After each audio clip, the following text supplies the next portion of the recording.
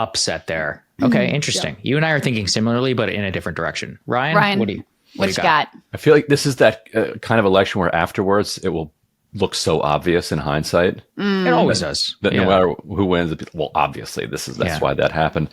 But at this point, God, who knows? Since I have to pick, I think that Kamala ends up holding Pennsylvania, Michigan, and Wisconsin and losing basically everything else. Got it. So 270, 268. Yeah. That would give her exactly 270, right? Yeah, as long as she wins that one Nebraska congressional, which looks, I mean, the polling there has actually looked very strong for her. So, and then, oh man, Republicans will be so mad at that one state senator. Bro, I know. Oh my God. That guy needs to change his name, his address, flee the state. Yeah, good luck, brother. I was just looking. Cook Political shifted that district to lean Dem from toss up. So they're projecting that he's going to lose his seat, the Republican who does hold that district, which is pretty interesting. That was a strong sign in terms of Nebraska too. Ryan, if it does work out, like you're saying, like the 270, 268, where she wins through the quote unquote blue wall states, like what do you think will have happened there? Strength of suburban women, or what do you? Yeah. Basically, suburban women, and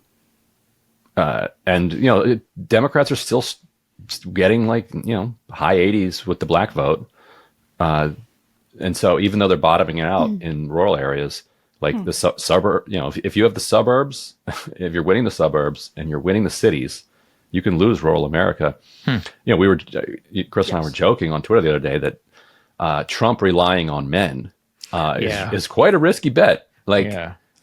Actually, here's my ballot right here. I was just going to say, I think I lost my ballot, but I just found it, but I haven't sent it in. My wife sent hers in days and days ago. I'll probably go on election day. And most men are going to be like, oh shit, today? God. Yeah. And then bunch of them aren't going to show up. Yeah. I've voted and Kyle has not. So similar dynamic. Really? Yeah. My wife and I voted together. I actually the one who told her. I said, "Babe, we got to go to the polls." I said, "What are we doing here? I don't want to wait in line." So, and that was like a week ago. So there you go. Sagar's the exception. Sorry, you're an unusual creature, my friend. That's true. I know. Said with love. Said with lots of love. I'm aware. All right, let's go ahead and get to. Yeah, let's get to Nate Silver first, informing us of why everything we're about to do in the rest of this block is worthless. But anyway, here we go. This is Nate Silver talking about how the pollsters are hurting, meaning they're all putting their thumb on the scales to get basically a tied result. Let's take a listen to that. It's basically 55, 45. Hold on, that's way too fast.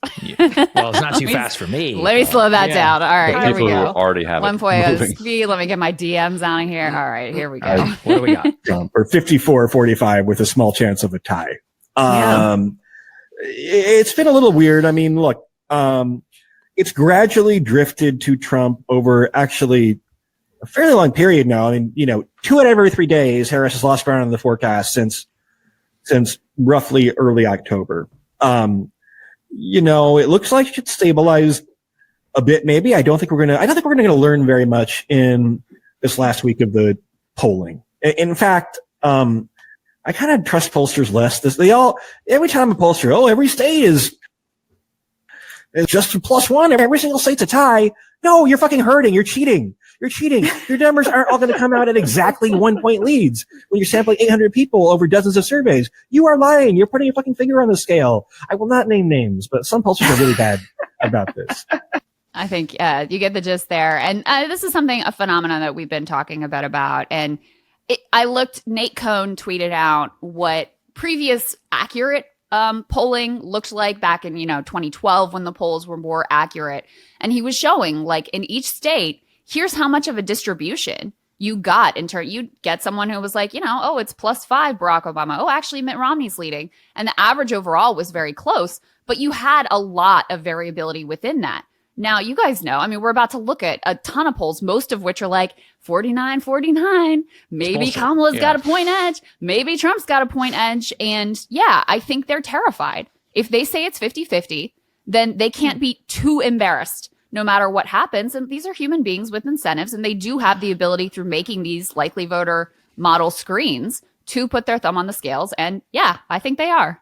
Yeah, I tweeted this morning. I was like, one of the things, my biggest polling lesson from this election is that pollsters don't have an incentive to get it right or even try. It's just an incentive to preserve future business by not going out on a limb. And I mean, that's frankly cowardly and a problem in an industry that is literally his entire job is forecasting. But that is very helpful to people who are looking at this, who are trying to use like 2020 or whatever type comparisons. The truth is they have the fear of God in them from two subsequent times of having such massive misses in them. So we're going to show you some indicators, but it's a lot more noisy, I think, than previously. I mean, that said, there are some who are going out on a limb, and for those we should pay attention. The ones who are going out on a limb for Trump and the ones who are going out on a limb for Kamala, because that actually in the future we could look to them as well. True.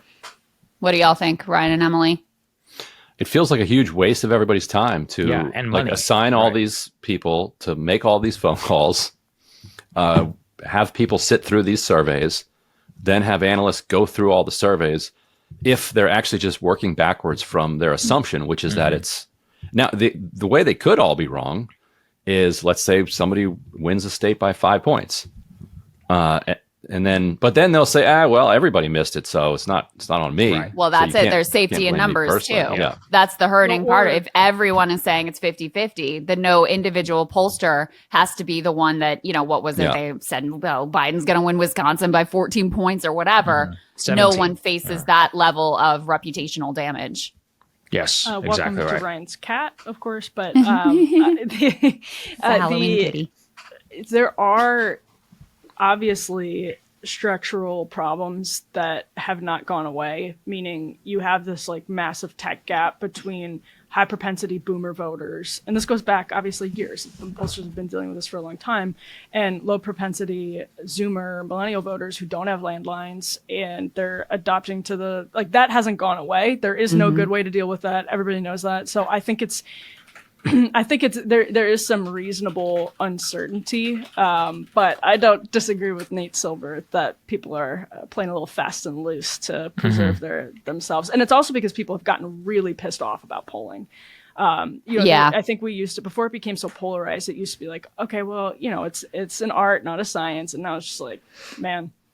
Yeah, well, and I will say there's a lot more punishment meted out when they underestimate Republicans. Yes. Then true. they missed in 2022. They underestimated Dems, but they didn't get ripped a new one over it.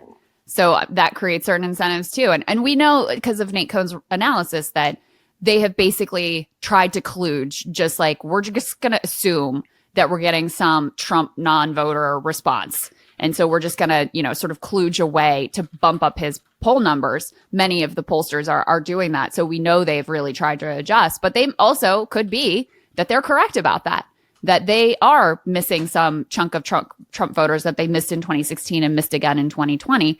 So who knows? I just want to quickly say the Federalist posted an article this week that said the stigma around being a Trump supporter is gone. As Ryan mentioned on our show on Wednesday, he said, if anyone would know, it's the Federalist. And that is affecting polling. There's no question about it. And what pollsters have been doing for the last couple of cycles is trying to address that, quote, shy Trump supporter. But what if the shy Trump supporter is totally gone and their adjustments are actually missing, that people are now much more eager to say, hell yeah, I'm voting for Donald Trump. That guy I heard on Theo Vaughn, the stigma is very, very different this time. Oh, yeah. So I thought that was an interesting point, too. To keep Who was it on our show that made a point that Trump supporters these days are not all that shy about saying they're voting for Trump? I think it might have been Logan that said that, wasn't it? I mean, it's definitely true. So if you spend any time in Trump country during this election, the T-shirts, the truck bumper stickers, and the signs are more out of control than I've ever seen ever before. And I lived in a place that voted 90% for George W. Bush. I don't know that the shy Trump voter theory was ever real, because I think actually the problem in 2016 was just they didn't have enough non-college educated people. It wasn't that people were not admitting. It was that they were not being sampled